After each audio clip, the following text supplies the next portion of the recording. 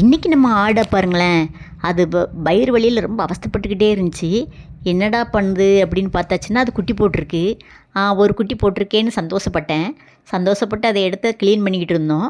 மறுபடியும் ஒரு குட்டி போட்டுட்டு, என்னடா 2 குட்டி போட்டுட்டு அப்படின்னு நினச்சி அதையும் எடுத்து க்ளீன் பண்ணிக்கிட்டு இருந்தோம்.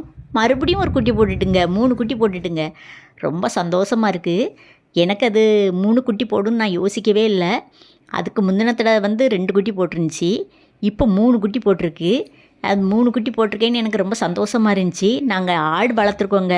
4 குட்டி, 5 குட்டிலாம் போட்டிருக்குங்க. இது 3 குட்டி போடும்னு நான் யோசிக்கவே இல்லை. ஆனால் 3 குட்டி போட்டிருக்கு. எனக்கு ரொம்ப சந்தோஷமா இருந்துச்சு. சரி கீழே நம்ம போட வேண்டாமே அப்படின்னு நம்ம மாடியை கொண்டு வந்துருவோம்னு மாடியை கொண்டு வந்தாச்சு. மாடியில் கொண்டு வந்து இதை போட்டாச்சு. அதுக்கு இறலாம் வைக்கணுமே அப்படின்னு இறலாம் போட்டால் தான் வச்சா தான் நஞ்சு விழுன்னு சொல்லுவாங்க. அதனால் அது வயிறு நிறைய இற வச்சாச்சு. இற வச்சு அதுக்கப்புறம் கழனி எல்லாமே வச்சாச்சு. கஞ்சி தண்ணியெல்லாம் வச்சேன். வச்சோன்னா திருப்தியாக குடிச்சிட்டு ஆனால் நஞ்சும் போட்டுட்டு, சரி இனிமேல் நம்ம மாடிக்கு கொண்டு போயிடலாம் அப்படின்னு நம்ம கண்ணு முன்னால் போடணும். இல்லாட்டாச்சுன்னா அந்த குட்டியை வேறு எலி எதுவும் கடிச்சிடக்கூடாது அப்படின்னு மாடியை கொண்டு போயாச்சு. மாடியில் கொண்டு போய் அதை நாங்கள் பத்திரமாவே வச்சுருந்தோம். அது பாதுகாப்பாகவே இணல்லே போட்டிருந்தேன். அது வெயில் குட்டி வெயிலில் போடக்கூடாது.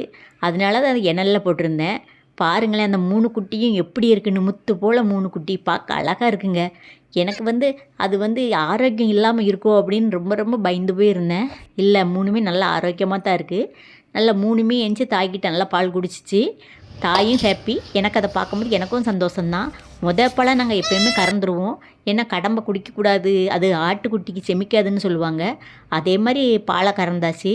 பாலை கறந்து திரும்பி பார்த்தா பக்கத்தில் நம்ம ராணி தான். அவளுக்கு வச்சாச்சு. அவள் குடிச்சிட்டு திருப்தியாக இருக்கா பாருங்களேன்.